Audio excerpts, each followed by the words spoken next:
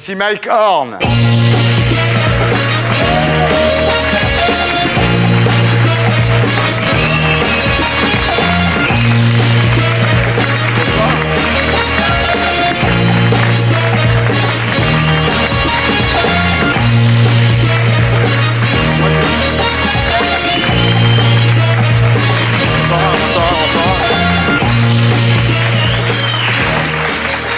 Bonsoir.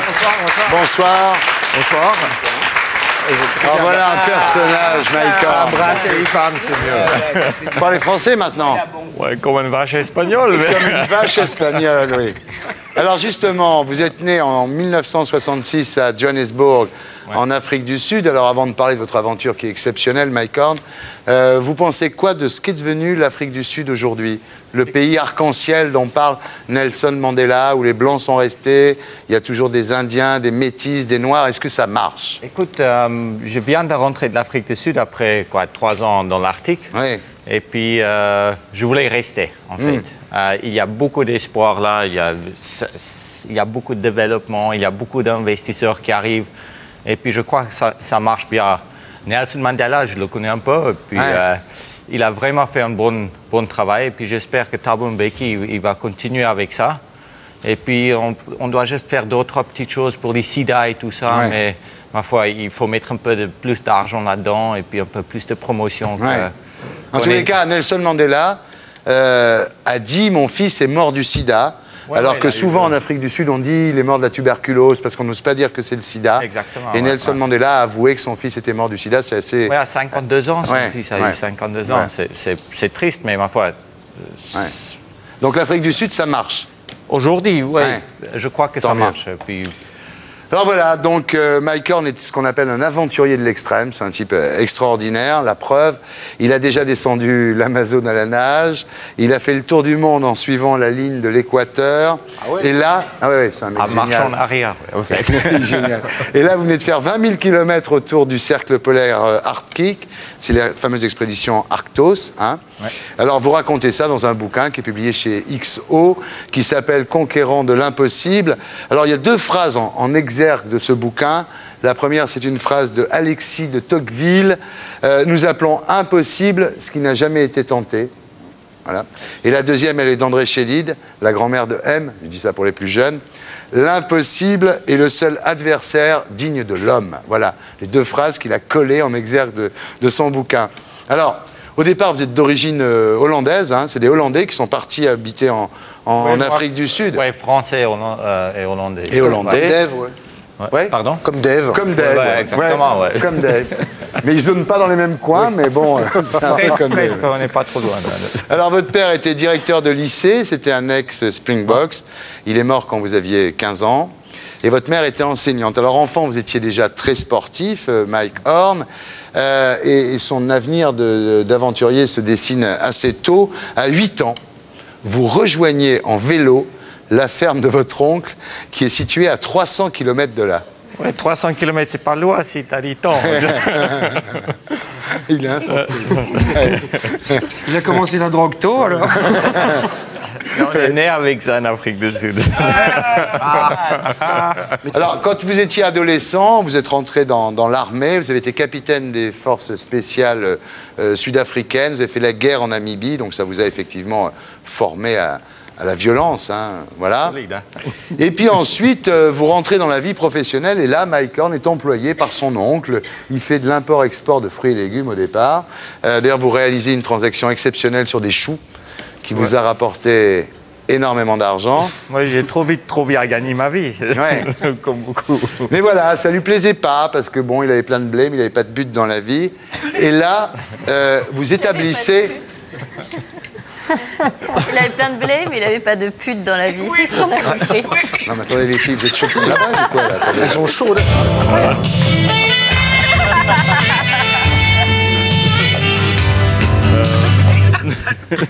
Pas pute, moi. Elles sont chaudes.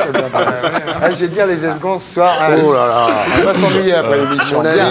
Donc là, vous établissez une liste des endroits de la jungle et des étendues glacées où vous aimeriez aller, et puis vous réunissez tous vos amis un jour. Ouais, quoi, j'ai eu tout ce que je voulais, et puis Ouais, je dis, mais c'était pas ça que je voulais. Et puis je disais, mais ce soir, je fais une grande fête chez moi. Et puis je viens d'acheter à Johannesburg une grande maison, il y avait une piscine et tout. Je disais à mes potes, écoute, viens. Et puis ce soir, je donne tout ce que j'ai à toutes mes potes. Et puis on a bu un peu d'hiver et tout ça. Ma sœur est avocate, elle a préparé tous les contrats. Ouais. J'ai donné tout à mes amis. Et puis je me retrouvais avec un sac à l'aéroport. Il a tout donné. Alors, à ce moment-là... qu'on ne soit pas connu avant. À ce moment-là, il va... Non, mais c'est extraordinaire. À ce moment-là, il va à l'aéroport. Et les seuls pays, en fait, où on pouvait aller, quand on était africain du Sud, sans visa, c'était Israël, la Suisse et l'Angleterre. Donc, il va à l'aéroport. À ce moment-là, il y a un avion qui part pour la Suisse. C'est comme ça que vous vous retrouvez à Zurich. Exactement. Exactement. Ouais. Sans rien connaître de la langue, sans rien connaître du pays. Alors au début, c'était difficile quand même. Hein. Vous avez des... Oui, j'ai commencé il y a 360 km entre Zurich et Montreux. Oui. Et puis parce que j'ai pas eu du travail, et puis j'ai pas eu de l'argent, j'ai décidé de faire ça à pied et puis de passer un peu vers les paysans pour demander s'il y avait du travail. Ouais. Puis c'était toujours un peu la même réponse, kein Ausländer, et hier arbeit kein Ausländer, qui est normal un peu. Ouais. Il disait que quoi, on n'engage pas des étrangers. Ouais. Et puis là, je disais d'accord, écoute, ouais, quoi, je continue. Ouais. J'arrivais à Montreux. Ouais. J'ai commencé de voler juste pour rester vivant. Non, vous avez volé des... Non, vous avez volé des fruits, hein. Ah ouais, non, il faut que... Vous avez dormi dans des étables, vous avez dormi sous des ponts. Enfin, c'est incroyable parce qu'il y a quelque chose d'extraordinaire. C'est-à-dire qu'en Afrique du Sud, vous faisiez partie de la classe des possédants, de la classe des riches, des blancs à l'époque. Hein. C'était Ouais, bon, écoute, c'est encore on était pas l'apartheid. malheureux, non, Et puis un jour, vous arrivez en Suisse et vous vous retrouvez dans la position du noir, quoi, dans la position du type qui n'a pas de blé. Africains, c'est parce qu'ils ont bien regardé en Suisse. Ouais, mais écoute, c'est sûr. Ouais. C'est sûr que si tu te trouves dans une situation un peu que tu n'as pas vraiment l'habitude, tu dis, soit tu rentres à la maison, mais Ouais. parce que j'ai eu rien à la maison, je dis, il faut que j'assume Ouais. mes responsabilités. Bah oui. Vous aviez, comme on dit, brûlé vos vaisseaux, c'est-à-dire que vous n'aviez plus de maison dans laquelle retourner, donc vous étiez obligé de continuer. Vous faites des petits boulots, vous vous installez en Suisse, vous rencontrez Cathy, qui deviendra votre femme, vous commencez à trouver des sponsors, enfin c'est un courage absolument extraordinaire. Et là, vous vivez votre première grande aventure en 1997, traversée de l'Amérique du Sud. Alors il part du Pérou.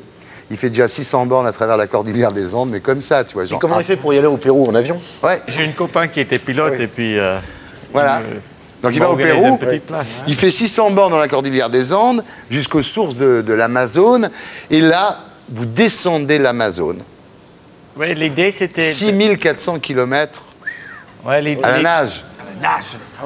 L'idée, c'était d'en fait traverser l'Amérique du Sud Ouais. en solitaire, sans Ouais. assistance. Ouais.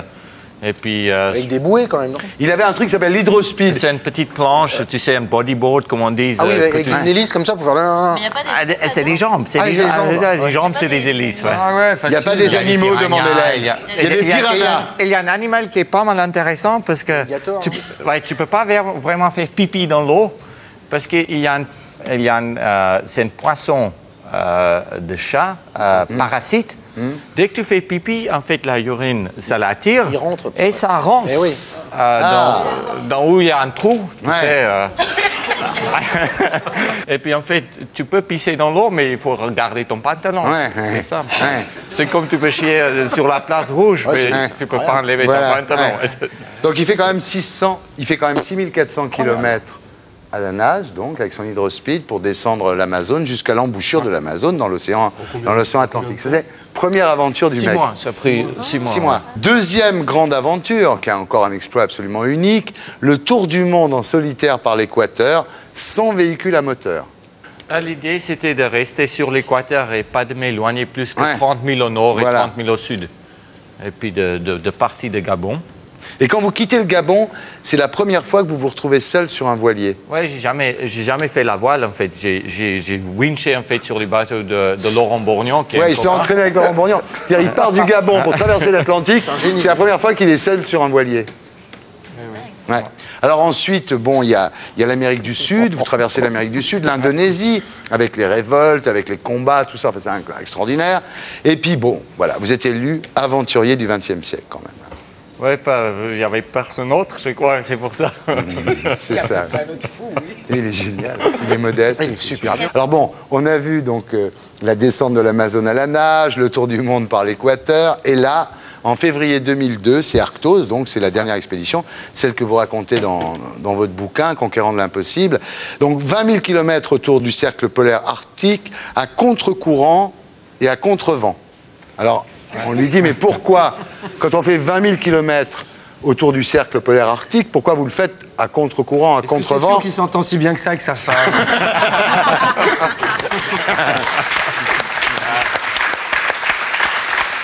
Et alors, quand on lui dit pourquoi vous le faites à contre-courant, à contre-vent, il dit parce qu'en cas de réussite dans l'autre sens, j'aurais passé toute ma vie à me demander comment j'aurais réussi dans le mauvais sens. C'est quand même. Ouais. Ah ouais. Ouais, écoute, c'est un moi, mec je comme ça. préférais d'échouer un peu contre des aliments que d'aller avec les aliments. Ouais. Ça en maillot de bain.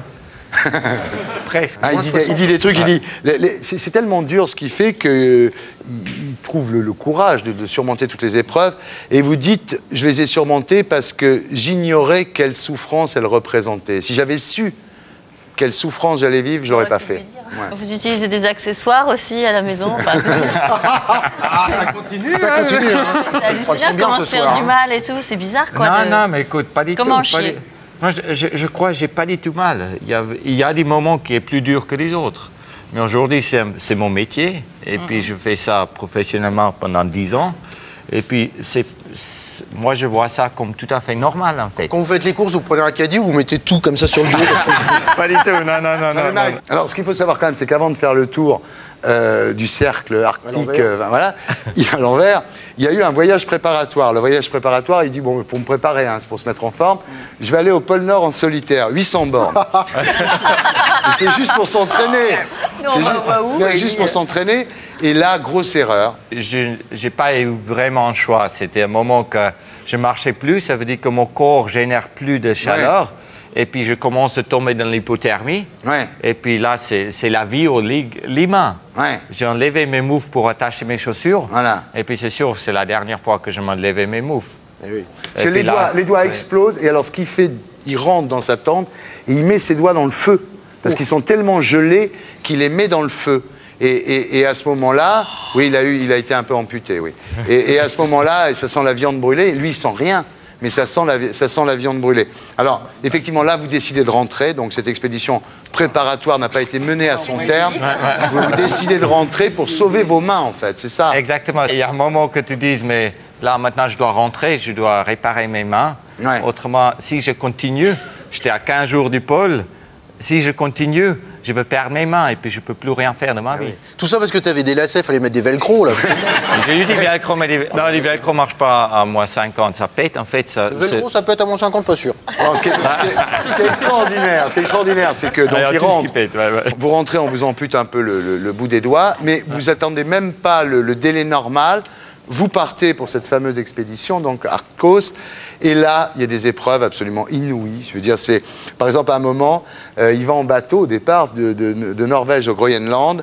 Il y a un trou dans la coque, et là, alors là, c'est incroyable. C'est-à-dire que d'une main, il conduit le bateau, de l'autre, il vide le bateau, et il y a les icebergs qui arrivent sur lui. Et le mec, il est au milieu. Et là, il y a Céline Dion qui se met à chanter. Et il se dit non. C'est incroyable. Et il se dit, je peux pas dormir. Parce que s'il dort, il peut plus piloter le bateau, il peut plus vider le bateau. Donc voilà, et puis au milieu des icebergs, comme ça. Il y a 10 fois un peu, on n'a pas vraiment les choix, des fois. Et puis, si on va arriver en Groenland, il faut... Mais c'est vraiment un fou, lui. Lui, c'est vraiment le plus grand fou que j'ai vu. Terrible. Vous jouez à Chabit ou quoi, là? Alors après, il traverse le Groenland, donc il arrive au Groenland. Il traverse le Groenland avec une espèce de cerf-volant, quoi. Ouais. Et ça va très vite parce que vous arrivez à faire des... Un jour, par exemple, il fait 18 heures dans la journée, 143 km, donc ça va assez vite. Vous battez le record de traversée du Groenland grâce à ce système de cerf-volant. Et puis un jour, il y a un vent énorme. Looping. Voilà, ouais. Vous êtes arraché par une tempête de vent.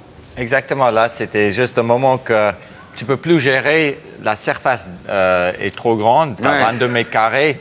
Les vents soufflent à 70 km à l'heure et tu ne peux plus descendre ta voile. c'est sûr qu'il y a un moment que tu vas passer dans une crevasse, tu vas passer d'un peu de... C'est les fous du volant avec le professeur Maboulette. Ouais. Et puis là, c'est sûr, tu tombes. Et il s'en sort à chaque fois, c'est extraordinaire. À un moment, il arrive dans une région, il doit prendre un bateau pour aller à Calamity Bay, je crois. Il doit prendre un bateau. Et puis bon, il y a la glace qui fait qu'on ne peut pas naviguer. Il fait un détour de 1200 km. Le mec, j'ai pas un détour de 300 mètres, un détour de 1200 km. Et tout ça à moins 60 dans la nuit permanente. Parce qu'en plus de ça, il faut voir ce que c'est. Il ne fait même pas jour. Il neige, il fait froid, moins 60, il fait nuit. Enfin, tu vois, voilà, malheureusement, on a 3 mois de nuit où on n'a pas beaucoup de soleil au nord. Et puis dès que du soleil sort, ça vient 24 heures sur 24. Et puis là, tu peux bien avancer. Alors, c'est extraordinaire parce que ce sont des régions où la vie humaine est impossible. C'est-à-dire que les seuls qui vivent là-bas, ce sont les Inuits. Mais eux, ils ne bougent pas. Ils restent, tu vois, ils vivent sur leur graisse, comme les ours, quoi. Ils vivent tout l'hiver sur leur graisse. Ils sont pas cons. En attendant qu'il fasse beau, tu vois. Et lui, non. Lui, il avance là-dedans, dans ce pays. Donc, il n'y a même pas un Inuit qui fait ce que vous avez fait, quoi. Mais c'est parce que les Inuits ne sont pas cons, déjà. Ouais. Et puis, en plus, les Inuits chassent au début de l'hiver. Voilà. Et puis, l'hiver, ils restent parce qu'ils ne voient rien. Ouais. Et puis, moi, si je restais, je crevais. Ça veut dire que j'ai été obligé de marcher, en fait, de rester vivant. Ouais. Alors, quand vous faites ça, vous mangez quoi? Vous mangez quoi? L'huile d'olive, beurre. Et tout ce qu'on n'a pas le droit de manger, nous. Oui, exactement. Un demi-kilo de chocolat par jour. Ouais. Après, des noix. Et puis après, un muesli qui est préparé à la maison. Toute la nourriture est en fait préparée à la maison. Et puis, un jour de nourriture pèse environ 1,5 kg. C'est-à-dire, quand je pars pour 3 mois, j'ai 150 kilos de nourriture. Ça, c'est sans l'essence. Ouais. Parce que tu peux crever de soif. Il y a la glace et puis de la neige. Il faut fondre la glace. Et puis ça aussi, tu fonds de la glace et puis il faut avoir 1 litre d'essence pour 3 jours. Ça veut dire que tu prends 50 litres d'essence. C'est déjà 200 kilos, là. C'est 200 kilos. Moi, je voudrais poser une question. Bien sûr. C'est juste des challenges personnels d'avoir... c'est la première compagnie, c'est ça? Non, mais de quoi vous vivez? Enfin, je veux dire... Comment vous êtes sponsorisé pour faire des... Je suis sponsorisé naturellement parce qu'on ne peut pas payer une expédition comme ça. Ça coûte cher. Et puis en plus, j'ai fait pas mal de recherches. Toutes les matières qui se trouvent sur les marchés aujourd'hui, c'est moi un peu les premières qui testent des Gore-Tex, c'est moi qui développe des vêtements, la tente, des sacs de couchage, des skis, des chaussures de ski. Si vous êtes bien dans votre chaussure, c'est un peu grâce à les explorateurs. Si vous êtes mal, c'est pas grâce à nous, c'est grâce à les autres. C'est à cause des autres. Et puis après aussi, je fais pas mal de recherches sur le réchauffement de la planète pour voir si je vois des animaux plus au nord, qui montent plus au nord à cause de la réchauffement. Et puis, il y a 2 ans, au Canada, j'ai vu pour les premières fois dans l'histoire un grizzly qui a tué un ours polaire. Et puis là, c'est sûr qu'aujourd'hui, la glace est trop loin de la Terre. Un ours polaire peut nager 100 km, mais la glace est à 150 km aujourd'hui. Ça veut dire qu'ils sont un peu frustrés, ils sont sur la plage, ils ne peuvent pas chasser, ils sont affamés. Des grizzlies arrivent plus au nord, parce qu'il y a plus à manger au nord qu'au sud. Et puis là, ils rentrent dans le territoire des ours. Et puis voilà, les ours blancs sont trop faibles. Et alors Mike, la tente dans laquelle vous habitez, elle est en quoi? Il est dans un nylon traité, en fait, que ça ne brûle pas. Et puis en même temps, le problème, c'est que tu as quelque chose à moins 50 que tu ne peux pas vraiment plier parce que les nylons à moins 50, à moins 60, si tu le plies 2-3 fois, ça casse comme l'hiver. Tout vient vraiment cassant. Et puis comment on fait alors? Et puis là, tu dois faire vachement gaffe quand tu mets la tente. Quand il fait vraiment trop froid, ta mère ne tente pas de mettre la tente. Et puis tu dois marcher, en fait, juste pour rester vivant. Vous avez quand même envie de faire pipi de temps en temps? Écoute, si tu la sors et casse. C'est pas évident, parce que tu le trouves pas, déjà. C'est ça. Il fait si froid que ça. Tu parles de toi, hein? C'est 5 litres de l'eau avant de dormir. Je bois 5 litres. En fait, ça me permet de réveiller chaque 1 heure, chaque 1 heure et demie. Comme ça, je ne gèle pas en dormant et puis je sais que je vais réveiller. Parce que autrement, quand tu t'endors à moins 50 ou moins 60, si tu dors trop profondément, en fait, tu vas jamais te réveiller. Tu vas geler. Ça veut dire que la seule façon de vraiment se réveiller, c'est d'avoir envie de pisser. Et puis là, je pisse dans une bouteille. Ouais. Et puis, parce que la pisse est à 37 degrés, je prends les bouteilles et puis je chauffe mes pieds. Parce que mes pieds, à l'extrémité du sac de couchage... J'ai vu des menteurs. Bruno, je vais te dire un truc. Quand tu lis le bouquin, moi je me suis dit, c'est marrant ce que tu dis, parce que je me suis dit, mais attends, tout est bidon à un moment. C'est tellement énorme ce qu'il a vécu que tu te dis, c'est pas croyable. Ça n'a jamais été fait pendant l'hiver. Ah oui, c'est extraordinaire. Et alors, en fait, tout ça se passe à l'intérieur de la tente. On dit en l'hiver, si tu vas dehors, tu peux baisser ta pantalon et puis tu peux sortir peut-être 10%. Et puis tu dois... Mais c'est impossible d'exposer ta peau à des températures à moins 50 et moins 60. Ça veut dire que tout passe à l'intérieur de la tente. Il y avait une trappe à l'intérieur de la tente que je pouvais faire un petit trou, un chiotte à l'intérieur de la tente. Ouais. Mais ça gèle tout de suite, quoi. Ah oui, c'est solide. Comme ça, tu nourris un peu des animaux aussi. Alors, c'est incroyable. Le pire de tout, c'est quand il y a l'incendie. Parce qu'à un moment, votre bouteille de benzine tombe sur le réchaud. Et alors là, en plein milieu de cette immensité glacée et ultra froide, il y a un incendie et tout brûle, quoi. C'est-à-dire la tente brûle, tout brûle. Oui, moi, j'ai rempli mes bouteilles en moins 45. Et puis, un jour, il y avait la température, ça chauffait à moins 20. Ouais. Et puis, à moins 20, jusqu'à moins 45, il y a 25 degrés de différence. Ouais. Et puis là, tu vois un peu du fuel qui s'expanse. Et puis là, parce qu'il faisait chaud, le fuel prenait la volume. Et puis avec mon réchaud dans l'intérieur de la tente, quand j'ai ouvert en fait mon bouteille, ça giclait partout, ça giclait un peu sur moi, ça giclait sur mon sac de couchage. T'imagines en plein feu, là, en plein milieu de l'Arctique, c'est extraordinaire. Alors après, bon, je ne vais pas tout raconter, mais c'est vraiment génial. Il y a l'Alaska, le détroit de Bering, la Sibérie, il fait tout le tour, le mec. Hein. Et alors parfois, vous tombez parce que votre corps refuse de vous obéir. Et là, vous avez la tentation de ne plus vous relever, la tentation de vous laisser mourir. Et vous entendez la voix de vos filles. Le problème, c'est que quand on commence de geler, on sait vraiment pas qu'est-ce qui se passe avec nous. Et puis là, c'était après 12 heures de marche, je voyais un nuage noir qui arrive sur l'horizon. Et puis je disais, est-ce que j'essaie de marcher en travers de ces tempêtes ou est-ce que j'essaie de mettre la tente maintenant? Et puis j'ai fait une erreur. Je disais, mais je veux marcher en travers. Parce que je peux gagner peut-être 5 à 10 km. Et puis là, c'est sûr que la tempête n'a pas arrêté pour 3 jours. Et puis il y avait un moment que physiquement, tu es tellement fatigué, la luge derrière toi pèse là, 150 à 160 kilos, et puis il y a un moment que tu ne peux plus tirer. Et puis là, quand le vent remonte à 100-150 km à l'heure, le vent est venu du nord, moi je marche vers l'ouest, ça roule en fait ton traîneau sur la glace, et puis tu embarques avec. Et puis là, tu dis, mais je peux me lever juste pour encore ramasser du vent. Je préfère de mourir. Parce que comme ça, je n'ai plus besoin de tirer la luge, je n'ai plus besoin de faire quoi que ce soit, je peux crever ici.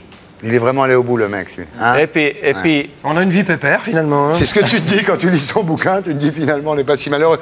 Alors, il y a des moments incroyables parce que quand vous êtes en Russie, vous marchez 300 km sur un gazoduc. Alors, ça a l'air facile, tu dis marche sur son gazoduc. Sauf qu'en dessous, il y a 15-20 mètres, quoi, quand ça passe par-dessus les rivières. Il n'est pas toujours bien plat, mais ça veut dire que tu as meilleur temps de marcher. C'est hallucinant. Non, mais c'est hallucinant. Et alors, le pire de tout... chier, ce jour-là. Attends, le pire de tout, c'est qu'un jour... Un jour, il y a un camion, je crois que c'est en Suède en arrivant, il y a un camion qui le prend avec son kayak et qui lui fait gagner du temps. Alors évidemment, il dépose le kayak, mais il se dit quand même, le pari que j'ai fait, c'est de faire tout ce voyage sans aide d'engin à moteur.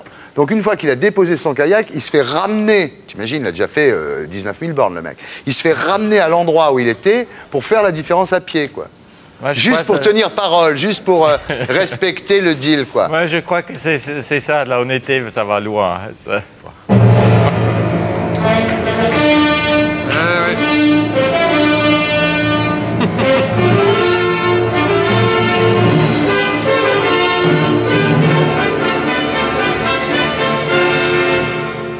Bravo. Merci beaucoup. Et pour être sûr de ne rien rater de Inarditube, abonnez-vous et mettez un pouce bleu.